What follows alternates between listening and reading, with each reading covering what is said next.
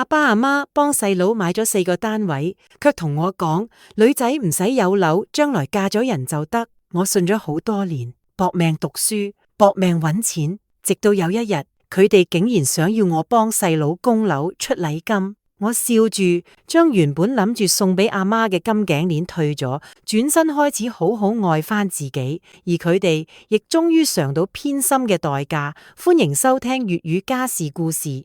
細個嗰陣，我一直以為自己出世喺一個好公平嘅屋企入邊，直到屋企買咗第一個新單位，樓契上面寫住宋雨寧嘅名，而嗰一年佢先啱啱讀初中。阿媽同我解釋話：喬喬，女仔冇樓唔緊要，男仔冇樓以後好難娶老婆，屋企環境有限。如果將來阿爸阿媽有能力再買多一個單位，都會幫你準備嘅。我鬱悶咗好幾日，最後都係說服自己，佢哋唔係唔錫我，只係錢唔夠。上咗大學之後，阿媽成日同我講屋企經濟緊張，叫我要懂事啲。我於是搏命攞獎學金，課餘時間去做兼職，盡量唔伸手問屋企攞錢。可係就喺嗰幾年，屋企又買咗第2個、第3個單位，名依然寫喺宋雨寧名下。阿媽都仲係嗰套講法，社會對男仔要求高，多幾個單位都係一份保障。以後佢結婚，間屋仲要裝修，邊一樣唔使錢？你係女仔，壓力會細好多。嗰一刻，我第一次將重男輕女呢4個字同自己屋企扯上關係。我翻佢以前講過嘅說話，問佢：你明明講過，如果屋企有能力都會幫我買，依家宋雨寧都有3個單位啦，你仲話唔係偏心？阿媽好似俾我戳中痛處咁，即刻發火。由細到大，我哋幾時蝕待過你？食嘅、着嘅、用嘅，邊一樣比你細佬少咗？你係女仔，裙、髮夾、護膚品，花喺你身上嘅錢只會多唔會少。我哋如果真係偏心，仲會供你讀到大學畢業咩？你出去睇下，有幾多人屋企嘅女兒連書都冇得讀？宋雨寧都喺旁邊幫口。家姐，阿爸阿媽啲錢想俾邊個就俾邊個，你唔好成日惦記住佢哋啲財產。做人要識得感恩。母子2個一唱一和，將孝順同感恩硬生生壓到我頭上。我望住袋入邊嗰條用第1個月人工買翻嚟嘅金頸鏈，心入邊一點一點咁涼晒。嗰條頸鏈係我見阿媽之前喺商場專櫃前面望咗好耐，但係又唔捨得買，所以先偷偷地準備俾佢嘅生日禮物。可係依家我忽然覺得冇必要啦。我攞住條頸鏈離開屋企，轉頭就去咗專櫃退貨，退款15,800蚊到賬之後，我冇再猶豫，入咗寵物店買低咗一隻布偶貓。我幫佢買貓糧、貓砂、玩具同生活用品，抱住佢返屋企嗰陣，心入邊反而輕鬆咗。阿媽見到之後皺晒眉：你呢個係請咗個祖宗返嚟，得使幾多錢？我摸住隻貓軟綿綿嘅毛，笑住講：呢個係我個仔，梗係要好好養。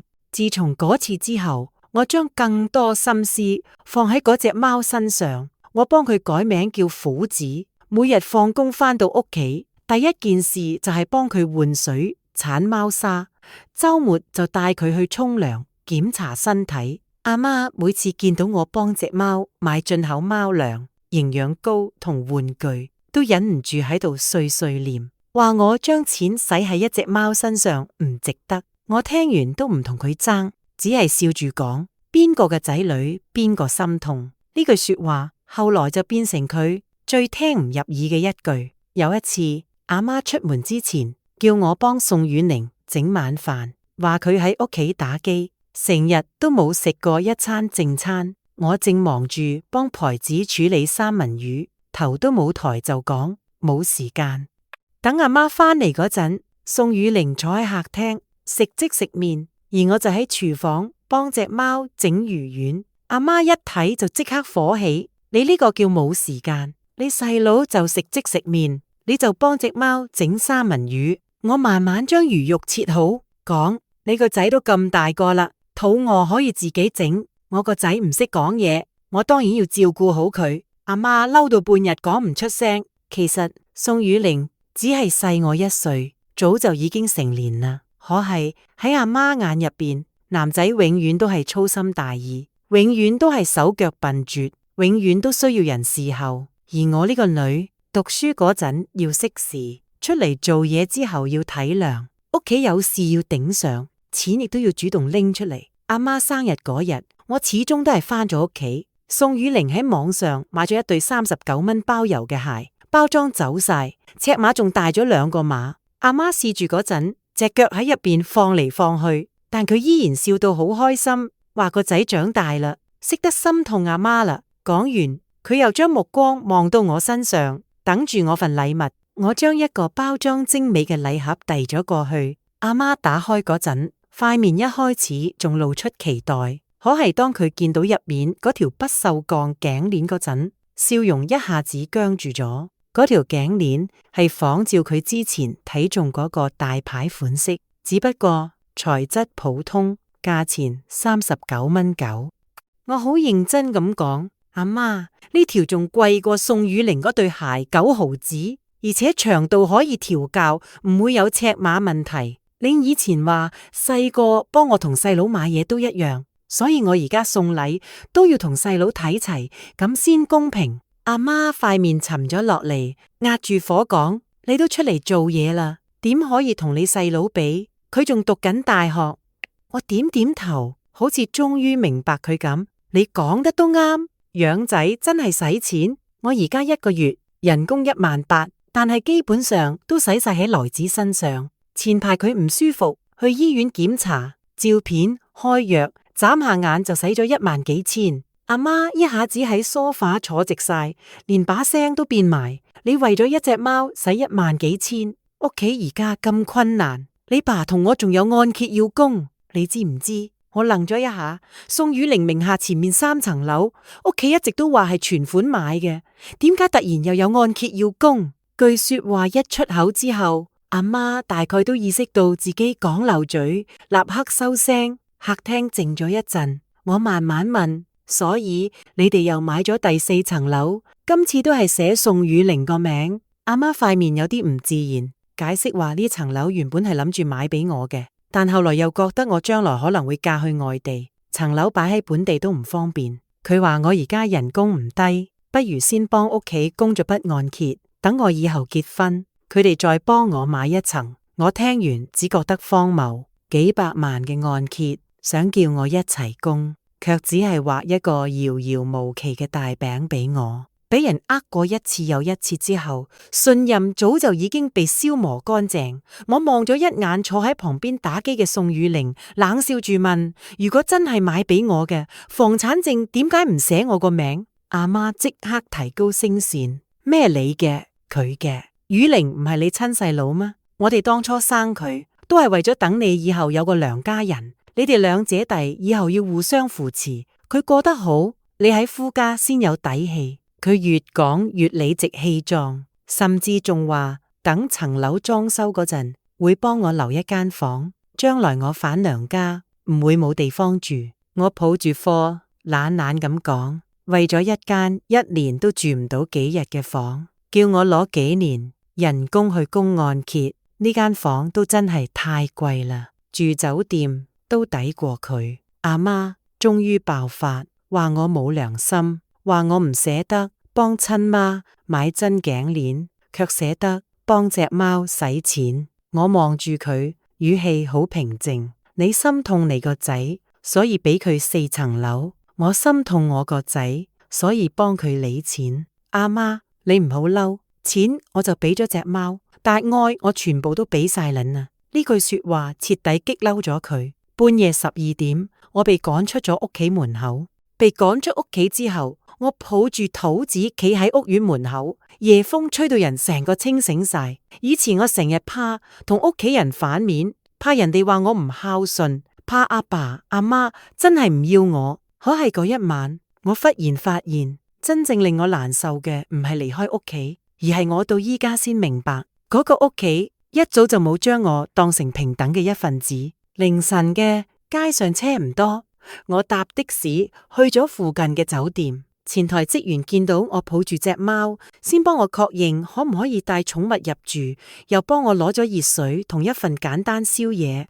房間入邊好安靜，張床乾淨企理，窗外睇得到成個城市嘅燈光。我幫牌倒咗水，自己沖咗個熱水涼，坐喺窗邊食水果嗰陣，心入邊竟然冇幾多委屈，反而有一種好耐冇試過嘅輕鬆。原來有啲地方俾錢可以買到服務，亦都可以買到尊重，而有啲地方你付出再多，換翻嚟嘅都只係嫌你唔夠，同永遠唔滿足。第二日啱啱好係週末，我冇再翻屋企解釋，亦都冇等邊個嚟拎我。我喺公司附近睇咗幾間屋，最後租咗一間一房一廳嘅細單位。間屋唔大，但有一個向南嘅露台，啱晒報紙曬太陽，離公司又近。業主大姐知道我一個人帶住隻貓住，唔單止冇嫌麻煩，仲好熱心咁幫我搬嘢，提醒我附近邊間超市平，邊間寵物醫院可靠。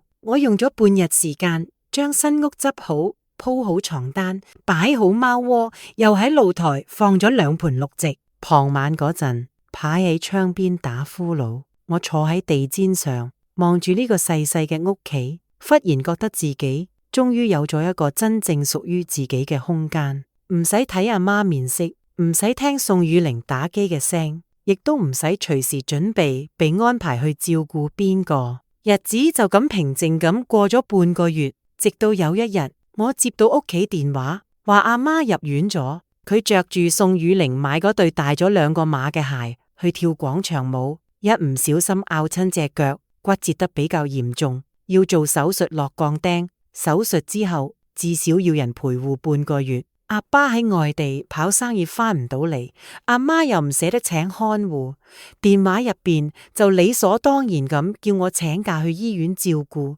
我聽完先問宋雨玲呢？阿媽即刻話你細佬同同學約好咗要出去參加活動，再講男仔邊識照顧人，照顧病人都係女兒細心啲。我揸住部手機，心入邊凍到不得了。佢幫宋雨玲買樓嗰陣就話佢係仔，將來養老要靠佢，可係真正需要人出力嗰陣又話男仔唔識照顧人，女兒先至貼心。我話我啱啱入公司冇幾耐，項目依家趕緊進度，請唔到半個月假。宋雨玲喺屋企放暑假，佢可以去。阿媽把聲一下子尖晒，你講緊咩嘢話？親生阿媽入院，你連幾日假都請唔到出嚟，工作再重要，重要得過阿媽咩？你依家一個月搵咁多，又唔見你俾屋企使1分1毫，你點解就唔識體諒下父母嘅難處？佢發作咗一大輪，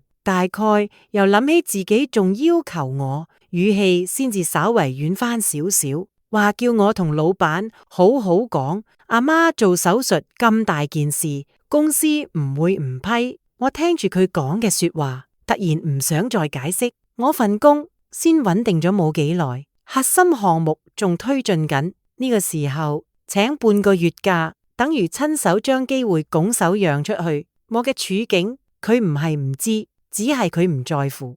於是我嘆咗一口氣，學住佢嘅語氣話：媽，唔係我唔想照顧你，係婆子呢2日都病咗，離唔開人，同樣都係做人。阿媽，我諗你一定明白我心痛個仔。講完，我冇等佢鬧出口，就直接掛咗電話。夜晚，宋雨玲終於打電話俾我，電話嗰邊好嘈，有音樂聲，亦都有男男女女講笑玩鬧嘅聲。佢一開口就質問：宋喬喬，阿媽入院你唔去照顧，你仲有冇良心？工作冇咗可以再搵，阿媽得一個，你就因為層樓嘅事記恨到依家，連父母都唔理啦。我推住購物車企喺超市鮮貨區，聽住佢理直氣壯嘅聲音，反問：所以你依家係咪喺醫院陪護？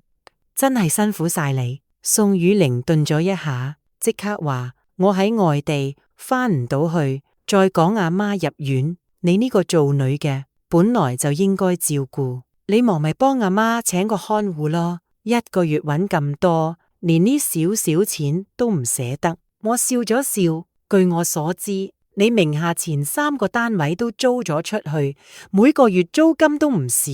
呢筆錢冇攞嚟還屋企嘅樓按，亦都冇俾阿爸阿媽做生活費，而係存喺你自己戶口入邊，話係將來結婚用。你咁孝順，看護費不如你出。宋雨玲俾我搲住，過咗一陣又話：你唔好成日同我比，我係仔，將來父母養老主要靠我。你係女，以後嫁咗出去就係外人，財產梗係唔可以俾你，唔係咪益咗外人？但係你做人唔可以冇良心。阿爸阿媽病咗，你應該翻嚟都係要翻嚟，以後每個月都幾多俾翻啲贍養費。佢講到冠冕堂皇，仿佛樓租金同所有好處都應該歸佢，照顧出錢同責任就應該歸我。我懶得再聽，淡淡咁講，風太大，聽唔清你講咩，然後就掛咗電話。嗰晚阿媽喺朋友圈發咗一張着住病人衫嘅相，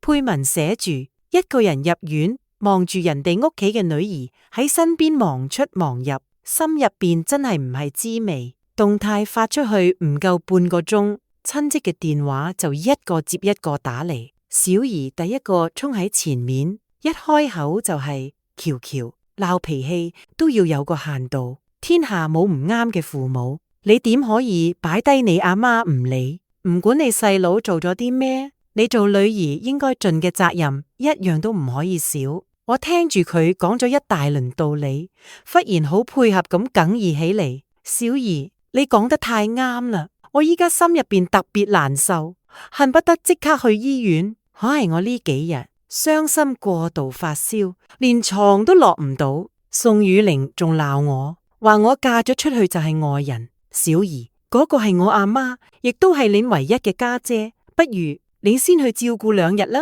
我知道你最心痛我阿媽，亦都最識體諒我哋屋企嘅難處，肯定唔會要錢。電話嗰邊沉默咗幾秒之後，小姨就急急忙忙話佢屋企都有事，未等我繼續喊訴就掛咗線。後面幾個親戚再打嚟，我都照住呢個方法應付。邊個嚟指責我，我就順勢將責任遞翻俾佢，拜託佢哋去醫院陪護，順便誇佢哋最孝順、最識諗、最體貼。結果呢班人一個比一個掛得快。嗰一刻我算係明白咗，好多人嘴上勸你大方，勸你孝順，勸你唔好計較，並唔係因為佢哋真係有幾高尚，只係因為代價唔使佢哋付。一旦要佢哋出時間、出力、出錢，佢哋跑得比邊個都快。阿媽後嚟都係請咗看護，費用聽講係阿爸先轉過去嘅。宋雨玲只係去醫院影咗幾張相，發咗朋友圈，配文話希望阿媽早日康復，睇落倒似個孝順仔。我冇拆穿，亦都冇去醫院。嗰1個月，我照常返工、加班、做項目，返屋企陪奶，工作順利轉正，人工仲加咗2成。攞到轉正通知嗰日，我買咗一件細蛋糕同一支香檳喺露台上慶祝。窗外係江面同啱啱升起嘅月光，柱子趴喺我腳邊，呼嚕聲輕輕嘅。我舉杯敬自己，敬嗰個終於唔再為咗人哋幾句說話，就將自己打包送上去犧牲嘅宋喬喬。或者外邊已經有人話我自私、冷血、唔孝順，可係咁又點？嗰啲人唔會令我升職加薪，唔會俾我帶嚟資源，亦都唔會喺我最難嗰陣替我撐腰。我點解要為咗佢哋嘅評價，將自己重新綁翻入嗰個只識索取嘅屋企？由嗰陣開始，我同屋企聯絡少咗好多。阿媽偶爾會發信息俾我，語氣時好時壞，有時話一家人邊有隔夜仇，有時又話我逆硬咗，搵到錢就忘記父母。阿爸都係好少講重話，只係喺年底前打電話嚟勸我翻屋企食團年飯。佢話阿媽當時都係一時嬲上心頭，叫我唔好一直記住，又話一家人始終都要團圓。我聽住電話入邊久違嘅溫和語氣，冇即刻拒絕，唔係因為我心軟到忘記咗過去，而係我想睇下佢哋到底係真心想和好，定係又有新盤算。於是除夕嗰日，我抱住佛子返咗屋企。飯台上好熱鬧，阿爸夾餸俾我，口入邊講住一家人要擰成一條繩，以後生意好咗，都幫我買套大屋。我望住碗入面嘅龍蝦，心入邊覺得有啲諷刺。我對龍蝦敏感，可係阿爸早就唔記得咗。成台餸菜，大多數都係宋雨玲中意食嘅。阿媽亦都好似咩事都冇發生過咁，問我工作點樣，儲咗幾多錢。我笑住話自己嗰少少人工唔值一提，邊比得上宋雨玲收租。阿爸出嚟打圓場，話大過年唔好講錢，仲俾咗一個100蚊利是我收低咗，嚟都嚟咗，煙酒水果我都買咗，總唔可以空手返去。嗰餐團年飯睇落好似和和氣氣，可係我心入邊好清楚，裂痕一早已經喺度，只係佢哋暫時用團圓2個字遮住咗啫。過完年冇幾耐，宋雨玲就帶女朋友返咗屋企。阿媽提前2日就打電話俾我，語氣比平時熱絡好多，話屋企要食餐飯，叫我一定要返去見下未來弟婦。我一聽佢咁講，就知道多數唔係單純食餐飯咁簡單。果然到咗嗰日，我啱啱入門，阿媽就將我拉到一邊，細細咁提醒我：你細佬第一次帶女朋友返嚟，你呢個做家姐嘅唔可以兩手空空。人哋女仔屋企條件都唔差，你點都要表示客，買個周大福小吊墜或者海藍之謎套裝都算幾體面。我望住佢笑咗笑，冇錢。阿媽塊面即刻唔好睇，你1個月人工咁高，點會冇錢？你俾隻貓使錢就咁大方，俾未來弟婦買少少見面禮就話冇錢。我冇接佢話，入咗客廳，嗰個叫嬌嬌嘅女仔正坐喺梳化上，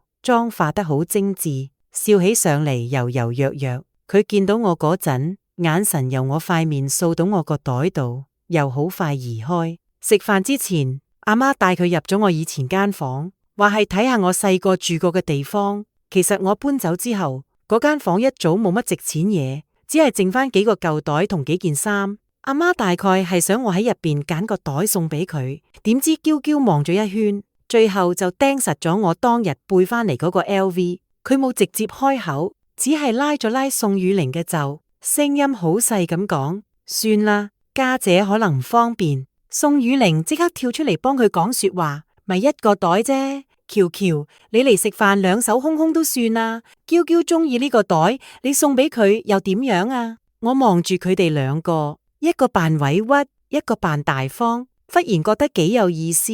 我將個袋放到身後，笑住講：唔好意思，人要面，樹要皮，新手黑嘢同 LV 嘅品牌理念唔係好夾。嬌嬌塊面一僵，眼圈即刻紅晒。阿媽急忙出嚟打圓場，話我講嘢太衝，一家人唔好計較。可係我已經冇咗繼續食飯嘅心情。原來喺佢哋眼入邊，我嘅錢、我嘅嘢、我嘅體面，全部都可以攞嚟幫宋雨玲撐場面。嗰晚我返到出租屋，刷到一個貼紙，標題係第一次去男朋友屋企，大姑姐乜表示都冇，點算？發帖人嘅頭像同嬌嬌微信頭像一模一樣。貼紙入邊，佢將我寫成一個被父母趕出屋企、性格古怪、對未來弟婦冇禮貌嘅大姑姐，話自己第一次上門就受冷待，仲暗示我睇唔起佢。我睇咗一陣，順手點入佢主頁。上一條貼紙問嘅係男朋友名下有3套存款樓，1套供緊嘅樓，我以後分唔分到？留言區有人話佢知存款樓多數係婚前資產，同佢冇關係，除非男方做贈與或者婚後賣咗重新再買。再往前翻，仲有一條貼紙問獨仔同有家姐細佬嘅家庭點揀？佢話獨仔年薪高，但得1套樓，有家姐細佬家庭入邊個細佬名下有4套樓。雖然本人月入5000，但家姐人工好高，將來應該可以幫補佢哋。睇到呢度，我差啲笑出聲。原來佢連我份人工都已經計入咗佢未來嗰盤如意算盤入邊。第2日，佢主動發信息俾我，語氣比喺屋企嗰陣仲要溫柔。家姐，父母養大我哋唔容易，做仔女嘅應該自覺啲。你細佬而家要成家，以後爸媽都要靠佢，你呢個做家姐嘅，總唔可以一啲忙都唔幫。我回佢，點幫？將自己賣個60萬，幫我細佬湊禮金，定係幫你喺獨仔同有家姐細佬嘅家庭之間做選擇？對面顯示輸入中好耐，最後一個字都冇發出嚟。過咗一陣，佢打語音過嚟，聲音入邊帶住喊腔，話自己唔係嗰個意思，只係屋企仲有細佬妹，父母太辛苦，佢都係被逼到冇辦法。我聽完只覺得煩厭，你屋企嘅難處唔好搬到我身上，你唔嚟計我都懶得理你，但係你再將主意打到我身上，我唔單止可以俾宋雨玲知道，亦都可以俾更多人知道。講完我就掛咗電話。自從嗰次之後，嬌嬌老實咗一段時間，可係佢住入我爸媽屋企之後，屋企好快就亂咗起嚟。阿媽一開始好開心，覺得未來新抱肯住入嚟，就代表呢門婚事穩陣啦。佢日日幫嬌嬌煮飯、洗衫、買生果，服侍得比親生女仲周到。可係冇過幾耐，佢就開始同我呻，話嬌嬌乜都唔做，連自己啲衫都唔洗，飯菜仲要端入房，少少唔啱口味就黑面。更要命嘅係，兩家傾婚事嗰陣，嬌嬌屋企一開口就要60萬禮金，話佢屋企都有細佬，以後要買樓，呢筆錢少唔得。阿媽喺電話入面嘆氣，話屋企為咗買樓供樓，現金流實在緊張，問我手頭有幾多存款。我聽住佢兜嚟兜去，最後都係兜返到我身上。佢話：喬喬，你細佬成家係大事，我哋以前都冇虧待過你，你點都攞少少出嚟，就當幫爸媽減輕負擔。我淡淡咁問佢：宋雨玲3套樓嘅租金呢？佢唔係每個月都收緊咩？阿媽即刻話：嗰啲錢係留俾佢以後結婚同養仔女用，唔可以亂喐。我忍唔住笑咗，所以佢啲租金唔可以喐，我份人工就可以喐。媽，你呢盤數真係算得好清楚。佢沉默咗幾秒，又開始喊，話自己命苦，仔女都唔體諒。我冇再勸。以前我成日以為只要我講道理，阿媽總會明白少少。後來先知道，佢唔係唔識計數，而係一早已經將我計入咗宋雨玲嘅人生預算入邊。只要我一心軟，我就會變成嬌嬌同宋雨玲婚姻入邊嘅養分。冇幾耐，屋企又出咗更大件事，爸爸合作嘅一個客戶突然走佬，100幾萬尾數壓喺佢身上，供應商同工人都嚟催款。如果處理唔好，唔單止生意做唔落去，仲可能惹上官司。阿媽今次真係慌咗，連住打咗好幾個電話俾我，喊住講：喬喬，你而家攞到幾多就攞幾多，先救下你爸。你爸如果出事，我哋呢個家就完啦。聽到爸爸出事，我唔係完全冇波動，可係好快我就冷靜落嚟。100幾萬對佢哋嚟講真係完全還唔起咩？宋雨玲名下有幾套樓，有租金，有存款，樓可以賣，可以抵押，只係佢哋唔捨得喐佢嘅嘢，先又想嚟喐我份人工。我話：媽，我返工仲未夠1年，可以有幾多存款？你心裏面清楚，真正可以解決問題嘅辦法，你一早就知道，只係你唔願意俾宋雨玲蝕底。阿媽喊住話：你細佬嗰啲樓係將來結婚用㗎，依家賣咗，佢以後點算？我反問：咁爸爸點算？你唔係話個仔將來養老靠得住咩？而家屋企出事，最應該企出嚟嘅唔就係佢咩？阿媽講唔過我，只可以掛咗電話。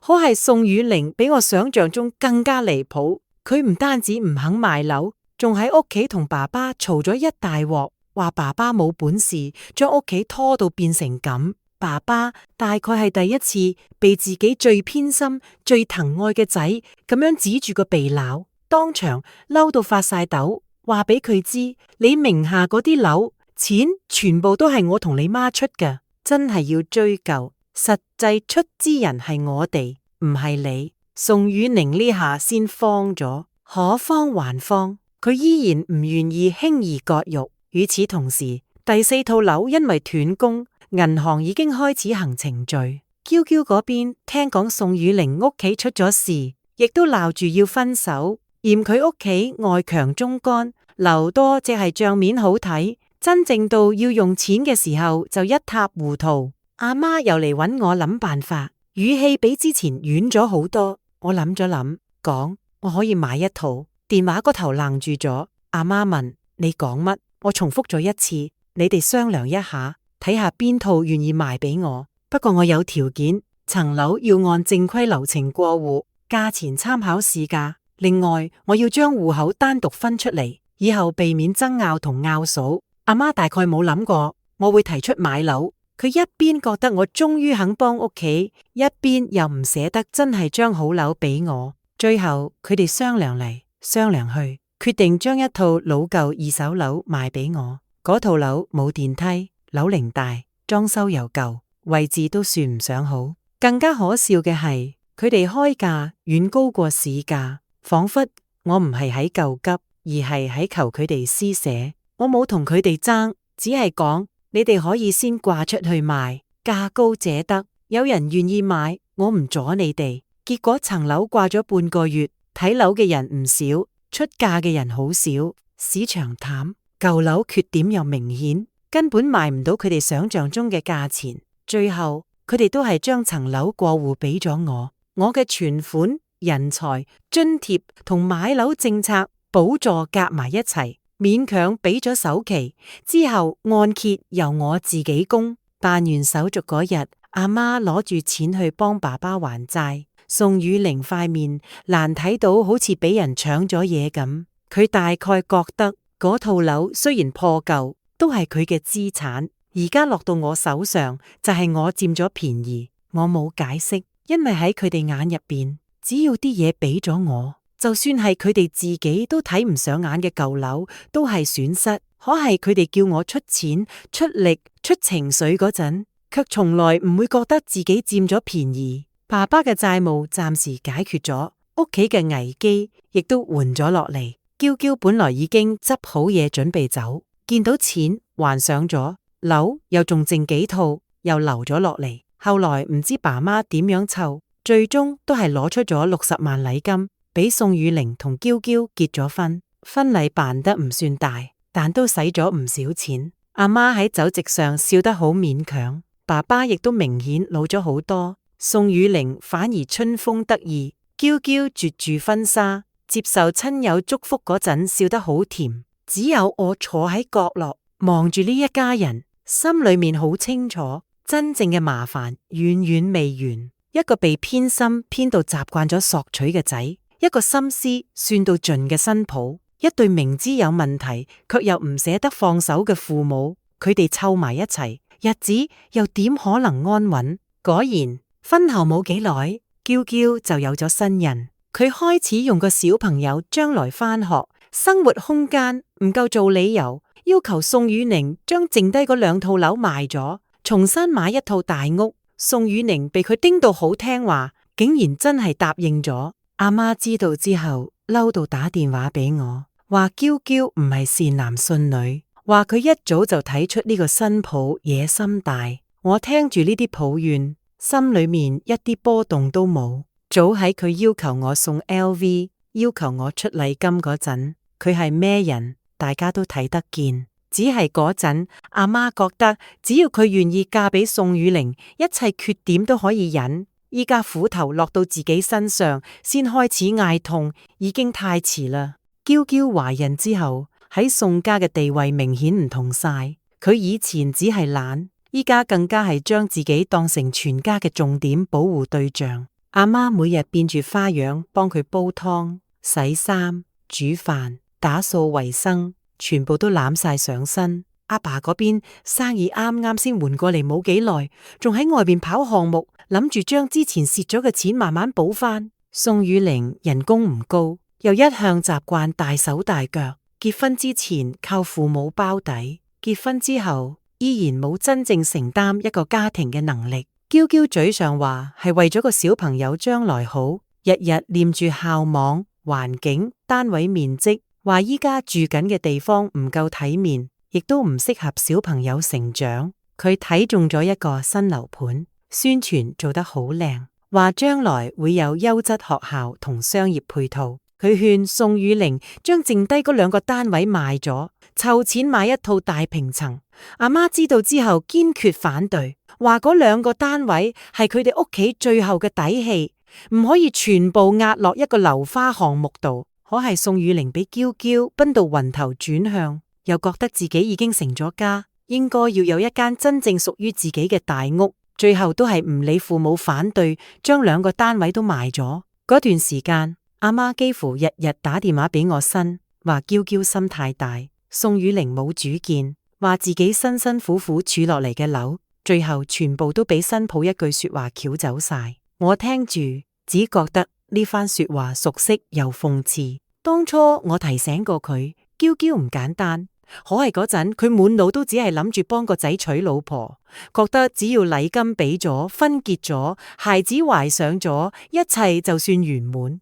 依家新抱真正開始伸手，佢先發現偏外養出嚟嘅唔係一個靠得住嘅仔，而係一個只會跟住眼前利益走嘅成年人。更加糟糕嘅係，嬌嬌睇中嗰個樓盤，後來出事咗，發展商資金鏈斷裂，項目停工，遲遲交唔到樓，2個單位賣咗嘅錢同屋企剩低嘅積蓄，全部都壓咗入去。宋雨玲同嬌嬌日日鬧交，嬌嬌怪宋雨玲冇本事，怪宋家冇早啲將更好嘅樓留俾佢哋。宋雨玲怪嬌嬌貪心，話要唔係佢死都要換大屋，屋企唔至於行到呢一步。阿媽一邊湊小朋友，一邊聽住佢哋鬧交，成個人老咗好多。佢間唔中喺電話入邊同我喊訴，話自己命苦，養大個仔唔生性，娶翻嚟嘅新抱又唔係省心嘅人。我冇好似以前咁安慰佢，只係平靜咁講：媽，呢個係你哋自己揀嘅，你哋將所有好嘢都俾咗宋雨玲，亦都將佢養成依家咁樣。嬌嬌係咩人？你哋唔係睇唔出，只係當時唔肯睇。阿媽沉默咗好耐，最後細細聲講：喬喬，你依家講嘢點解咁硬？我話唔係我硬，係我終於唔再幫你哋消化後果。佢冇再講咩。就喺宋雨玲一家為咗爛尾樓焦頭爛額嗰陣，我買落嗰套舊樓傳嚟拆遷消息。嗰套樓當初係佢哋最睇唔上眼嘅，樓層唔好，樓齡又舊，裝修又殘。甚至俾宋雨玲嫌棄到連睇都懶得睇。可係佢所在嘅片區啱啱好被納入舊城改造，消息確定嗰日，業主群組入邊即刻炸晒鍋。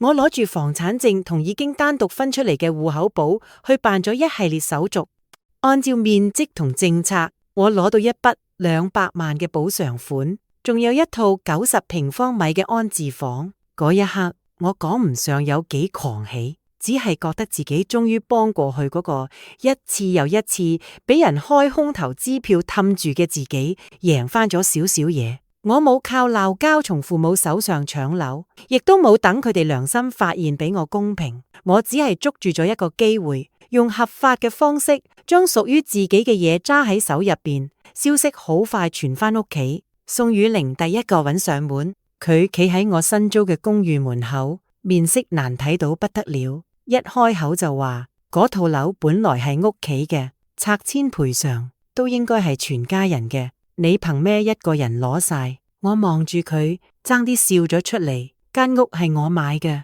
房產證寫我個名，貸款係我還，戶口亦都係我自己嘅。你話係全家人嘅，根據係咩？宋雨玲氣急敗壞，要唔係阿爸阿媽低價賣俾你，你會有今日。你依家攞咗賠償，就應該分翻俾屋企。我將當初嘅交易合同、付款記錄同房產證擺俾佢睇。第一，當時唔係低價，係你哋掛咗半個月都賣唔出，最後先按市場實際成交價賣俾我。第二，錢已經俾咗阿爸阿媽，佢哋用嚟還咗債。第三，你如果再喺我門口鬧事，我就報警。佢大概冇諗過我真係會咁硬，面色一陣青一陣白。最後佢掉低一句：你真係冷血，轉身就走啦。我冇追出去，亦都冇解釋。一個由細到大都被告知所有資源都應該屬於佢嘅人，當然好難接受。我終於擁有咗一套真正屬於自己嘅樓。後來阿媽亦都試探過我，佢一開始話可惜，話如果當初冇俾我將戶口單獨分出去，按人頭計，話唔定可以攞到更多補償。佢講呢句說話嗰陣，語氣入邊滿滿都係遺憾，好似我分戶係一個令全家蝕底嘅錯誤。我聽完只覺得慶幸，如果當初冇將戶口獨立出嚟，冇將手續辦清楚，今次拆遷賠償唔單止唔會變成更多，反而大概率連我嗰一份都會俾佢哋攞去填宋雨玲屋企嗰個窿。後嚟宋雨玲一家冇咗樓，租屋住咗一段時間，嬌嬌生咗小朋友之後，依然唔返工，屋企開支全靠宋雨玲個少少人工同阿爸阿媽補貼。阿媽日頭幫佢哋湊小朋友，夜晚仲要煮飯洗衫，抱怨越嚟越多，卻始終唔捨得真正放手。阿爸因為之前生意受挫，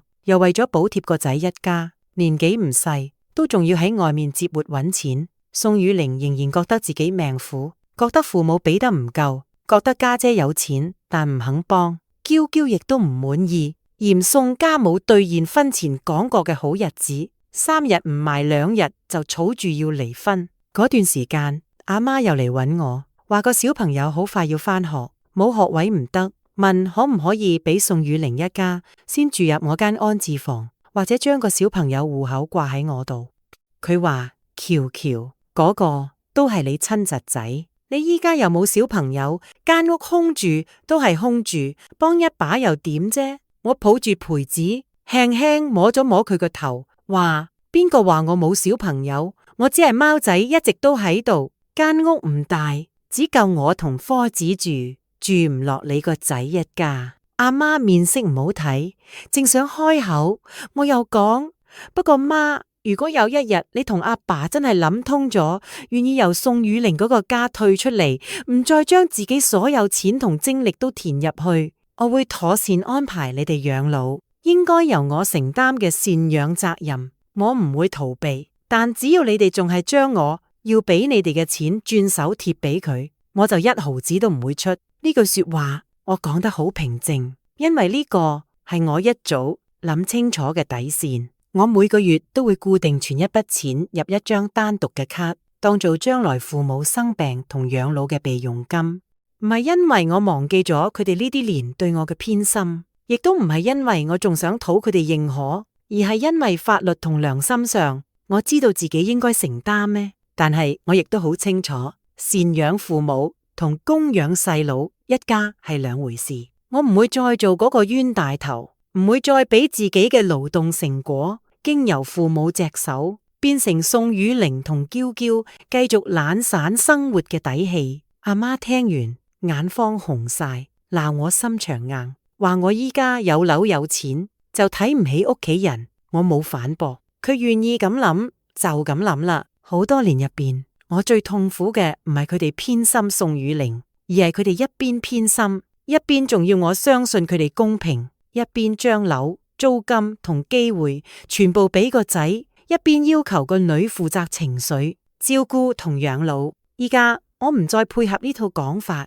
佢哋自然會覺得我變咗。可係我知道，我唔係變壞咗，我只係終於醒咗。後來我搬入咗安置房。間屋唔算豪華，但採光好好，客廳闊落，露台可以望到遠處啲樹。台子第一次入門嗰陣，喺每個房間都轉咗一圈，最後跳上窗台曬太陽。我將舊公寓入邊嘅嘢一樣一樣搬過嚟，買咗新書架同餐台，亦都幫自己佈置咗一個細細嘅工作區。住入去嘅第一晚，我坐喺客廳地板上食住外賣，望住呢間空蕩蕩但乾淨明亮嘅屋，忽然諗起嗰年我攞住金頸鏈去退貨嗰個下晝。如果嗰日我冇退掉嗰條頸鏈，而係繼續將佢送出去，繼續用昂貴嘅禮物去換阿媽一個短暫嘅笑容，可能我會一步一步陷入更深嘅消耗入邊。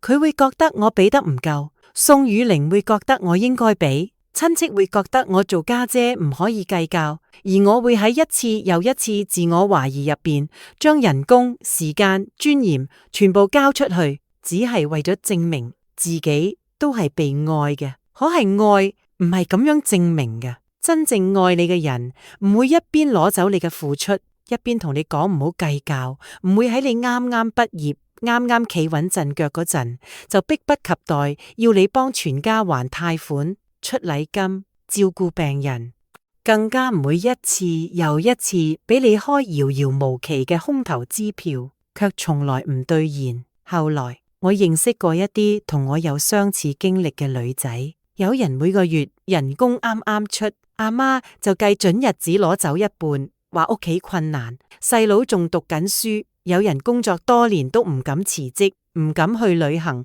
唔敢買自己中意嘅嘢，只因為屋企總有填極都填唔完嘅窿。仲有人明明知道父母偏心，卻仍然一次又一次回頭，因為佢哋太渴望聽到一句阿爸阿媽都係愛你嘅。我以前都係咁，細個嗰陣，一件蛋糕、一份玩具嘅公平令我相信呢個屋企冇偏心。可係長大之後，我先明白有啲公平只係停留喺小錢上，真正涉及資源、房產、機會同未來嗰陣，偏心先會露出佢本來嘅面目。最難接受嘅唔係父母更加疼細佬，而係佢哋偏心之後，仲要求我感恩，仲要求我承擔，仲要求我唔好講穿。成年之後，經濟獨立只係第一步，更難嘅係精神上斷開嗰條被操控嘅線。你要承認，有啲親情本來就淺。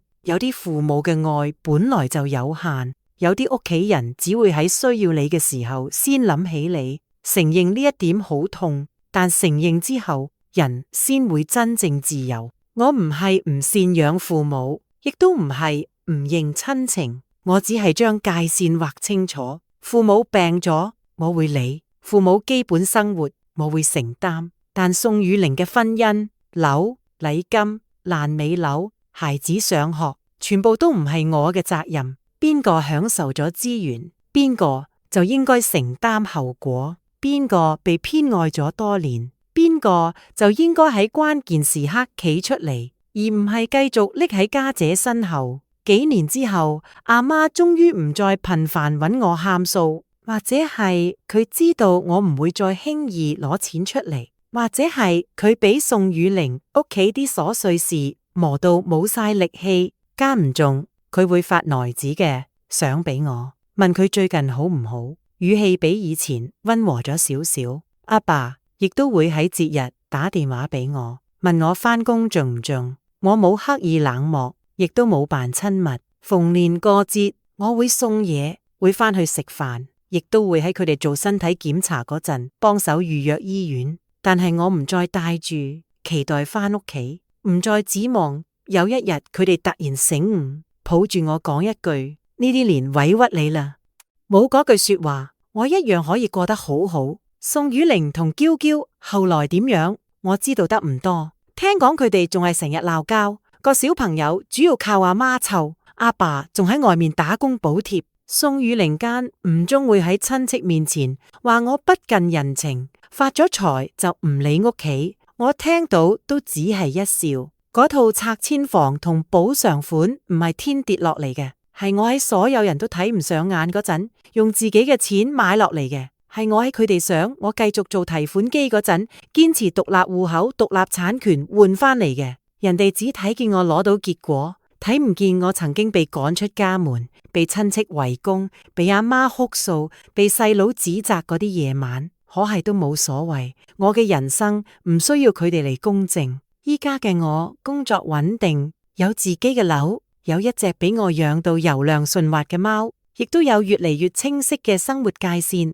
周末朝早，我會幫自己整早餐，再幫飯子準備貓飯。陽光照入客廳，佢趴喺地氈上伸懶腰，我坐喺台前飲咖啡，望住窗外樹影搖晃，心入邊好安靜。曾經我以為冇被父母平等愛過係一件好可悲嘅事，後嚟我先明白，更可悲嘅係明明已經睇清楚，卻仲唔肯放過自己。親情如果係雙向嘅，我願意珍惜；如果只剩低單方面索取，我亦都有權後退。嗰條金頸鏈最終冇送出去，反而換嚟咗袋子，亦都換嚟我第一次真正意義上嘅清醒。由嗰陣開始，我唔再用昂貴嘅禮物去討好邊個，亦都唔再用冇底線嘅付出去證明自己值得被愛。人呢一世遇到公平嘅屋企人，當然係幸運。如果遇唔到，亦都要學識